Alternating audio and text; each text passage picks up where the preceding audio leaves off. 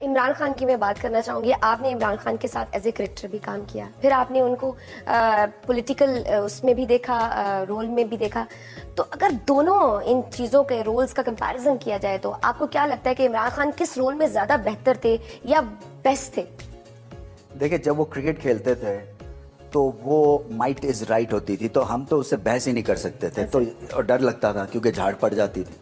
और थपकी भी नहीं दे सकते थे। अब तो आप देखते हैं ना, विकेट लेने के बाद जो करतब करते हैं, कभी इस तरह से और कभी सेलिब्रेशंस में। हम उनको आउट करने के बाद तो पीछे थपका भी नहीं सकते थे, क्योंकि वो कहते थे ये मेरी जॉब है और जो मैंने आउट किया तो कोई बड़ी बात नहीं है। एक लेवल अलग था। मगर वो फिर मैसिव चेंज आई उनकी over a period of time, जब वो पॉलिटिक्स में आए। मैं ये समझता हूँ, मेरा देखें जितना एक्सपीरियंस है ना, और ये मैं कह चुका हूँ कि उनको हमने देखा है इम्पॉसिबल को पॉसिबल करते हुए। देखिए जी, सबसे ज्यादा उनको सियासत का पता है, सीरियसली। कोविड में आपने देख लिया, ऑलमोस्ट सारी दुनिया एक तरफ थी, इनका व्यू पॉइंट अलग था और इनका व्यू पॉइंट जीता एंड में।